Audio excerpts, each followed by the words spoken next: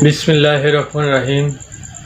আলহামদুলিল্লাহ, সকল প্রশংসা সেই মহান রবের, আর লক্ষ কোটি দরুদ ও সালাম বিশ্ব নবীর প্রতি।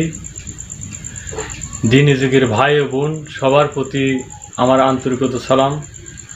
আসসালামু আলাইকুম ইয়া রহমাতুল্লাহ ইয়া বরকাতুহ।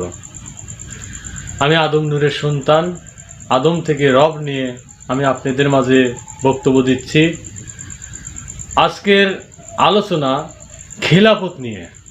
এই দুনিয়াতে দেখি যে কার খিলাফত কে দিচ্ছে। এই দুনিয়াতে অনেক সাধু মহৎ আছে, অনেক পীর মাশাক আছে, তারা খিলাফত দিচ্ছে। তাদের মুখে এরকম উক্তি শোনা যায়, হযরত মুহাম্মদ সাল্লাল্লাহু আলাইহি সাল্লাম সেই পাগল ওয়াসকরণীকে তার গায়ের জুব্ব দিয়েছিল শেরে আলীর মাধ্যমে। সে কি কর্ম করেছে আর তার সাথে কি আদান প্রদান হয়েছে, সেই হযরত মুহাম্মদ সাল্লাল্লাহু আলাইহি সাল্লামই তিনি জানতেন। আর সেই পাগল ওয়াসকরণী তিনি জানতেন। তাই তার গায়ের জুব্ব সেই পাগল ওয়াসকরণী কি দিয়েছিলেন, তাই সেই জুব্বকেই এই পৃথিবীতে এই পীর মাশাকরা আর সাধু মহৎরা তার ভক্তদেরকে যদি সেরকম যোগ্যতা অর্জন করতে পারে, তাদেরকেই এই গায়ের জুব্ব দিয়ে এবং নতুন কাপড় দিয়ে তাদেরকে উৎসাহ দিয়ে তাদেরকে খেলাফত দিয়ে থাকেন। এগুলো এই দুনিয়াতে এরকম দেখছি। কিন্তু যারা এই মাদ্রাসায় লেখাপড়া করে তারা এই খিলাফত কখনই হয়তো স্বীকার করে না। খিলাফত সম্পর্কে হয়তো অনেকেরই ধারণা নাই। তাই আমি আদম নূরের সন্তান হিসেবে আমি এই বিশ্বের মাঝে এই খিলাফত কাকে বলে, এই খিলাফত সম্পর্কে বর্ণনা দিতে চাইছি। আমি সেখান থেকেই কিছু কথা এই বিশ্বের মাঝে আমি রাখব। যে আল্লাহ পাক তিনি সর্বজ্ঞানের জ্ঞানী, আর সেই আল্লাহ পাকের যে নূর সে কখনই মূর্খ নয়। এখন সেই আল্লাহ পাকের আইন অনুযায়ী এই পৃথিবীতে যাকে প্রেরণ করলেন, যাকে খলিফা দিলেন, যাকে তার সকল আয়াত কালাম শিক্ষা দেওয়া হলো, যাকে সিজদা করার অনুমতি দিল, এই পৃথিবীর জমিনের সেই আল কোরআনের তরফের খলিফা। আল কোরআনের হেদায়েত যখন তোমাদের কাছে পৌঁছে তখন তোমরা মেনে নিও। তাহলে আল্লাহ পাক যাকে খলিফা নিযুক্ত করছে, যাকে তার আয়াত কালাম শিক্ষা দিছে, যাকে উদ্দেশ্য করে সিজদা রাখার ঘোষণা দিছে, সে হলো আদিপিতা হযরত আদম শফিউল্লাহ। এখন তাকে অমত জানানোর কারণে, তাকে সিজদা না দেওয়ার কারণে অপর ব্যক্তি তিনি নান্যদের তক্তি পাইলেন। এখন সেই আদিপিতা হযরত আদম শফিউল্লাহ তিনি যখন আল কোরআনের হেদায়েত ঘোষণা দিলেন, তার কাছ থেকেই আমি আদম নূরের সন্তান, সেই আল কোরআনের হেদায়েত গ্রহণকারী, তার কাছ থেকে সেই আল্লাহর প্রতি, আদম নূরের প্রতি ঈমান আনয়নকারী আমি। সেই আদম সন্তান, আল্লাহ পাকের জ্ঞান আদম পেয়েছিল, আর সেই অতীতেই সকল নুরিতনের সাথে বাহাজে সেই আদম যে জয়ী হয়েছিল, আমি তারই সন্তান। যে খেলাফত এই পীর মাশাকরা বলে, সাধু মাহাতরা বলে, এই খেলাফত আপনারা জ্ঞানে বুঝে দেখেন যে পাগড়ি, টুপি, জুব্বা পরে থাকি। এই পাগড়ি টুপি কখনই মাতৃগর্ভে থেকে কিন্তু পড়ানো হয় না। তাহলে যে সালাত সেই মাতৃগর্ভে থেকে সেই নূরি আহম্মদুন আমাকে আপনাকে পড়িয়েছে, তিনি হলেন সেই আহম্মদুন মা। সেই আহম্মদুন এই সালাত, এই যুব্য আমাকে আপনার দান করেছেন। এখন এই সালাতের ভিতরে যে আল্লাহ পাকের যে সত্য, সেটাও কিন্তু সেই মাতৃ গর্ভে মা ধারণ করে আমাকে আপনার দান করেছেন। এখন সেই আল্লাহ পাকের নূর এবং আল্লাহ পাকের যে সত্য, সে তো কখনই মূর্খ নয়।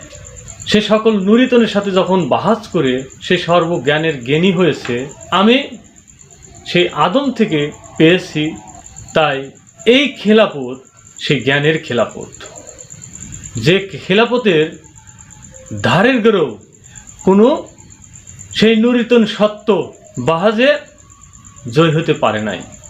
এই দুনিয়াতে যারা পীর, ফকির, অলি, দরবেশ, গাউস, কুতুব দাবি করে, তারা এই পাগড়ি টুপি খেলাপথ হিসেবে জানে, আবার এই পাগড়ি টুপিও নিয়ে যে কবরে যাবে তাও যায় না।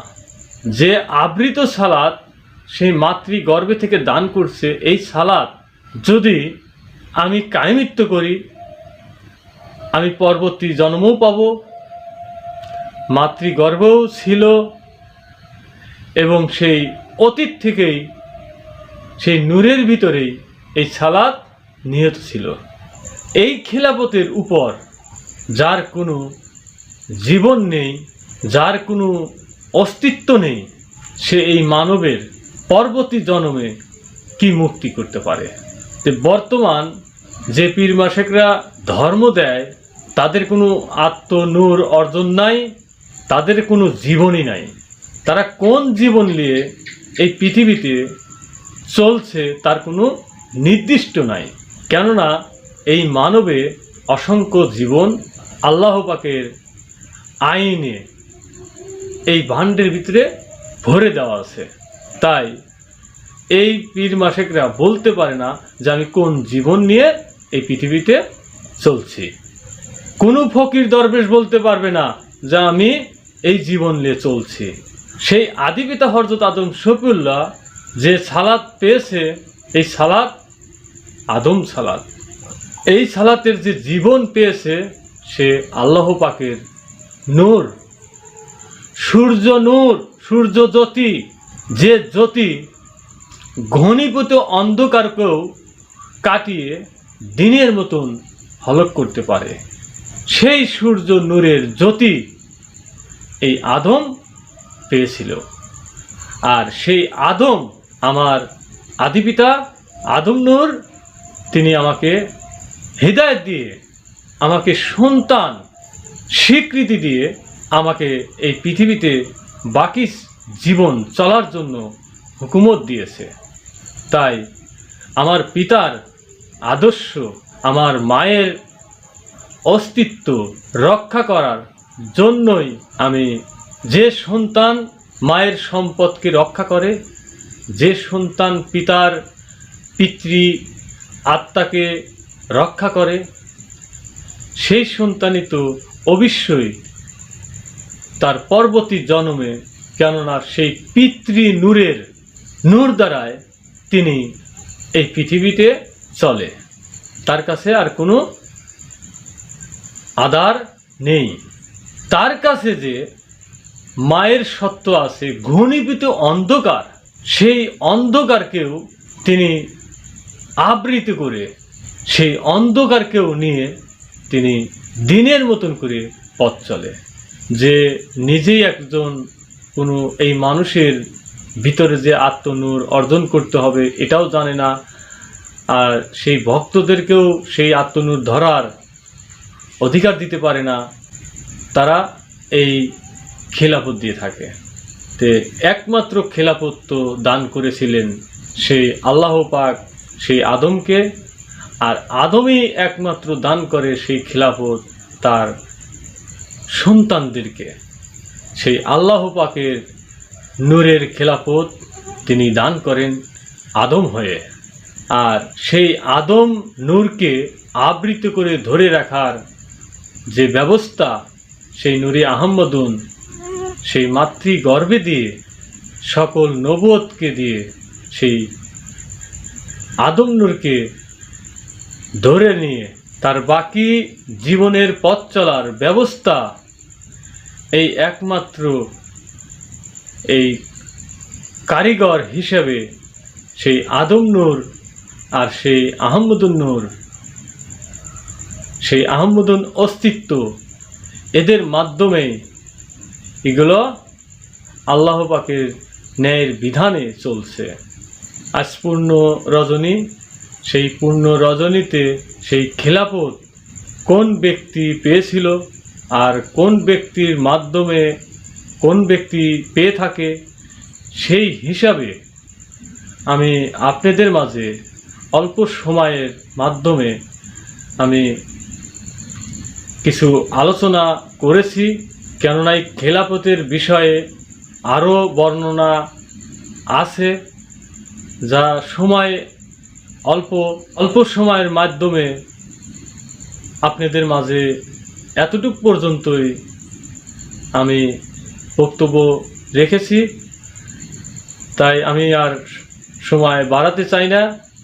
যদি খেলাফত সম্পর্কে আবারও কোন দিন পরবর্তী আমার চেষ্টা আপনাদের মাঝে বক্তব্য নিয়ে আসার তৌফিক রাখে, তখন আমি পরবর্তী এই খেলাফত সম্পর্কে আপনাদের মাঝে বর্ণনা করব। তো যাই হোক, আজকে বক্তব্য আমি এখানেই সমাপ্তি করছি। আমার রবের তরফ থেকে আলোচনা শুরু করেছিলাম, আমার রবের তরফ থেকেই আলোচনা সমাপ্তি করছি। আসসালামু আলাইকুম ওয়া রাহমাতুল্লাহি ওয়া বারাকাতুহু।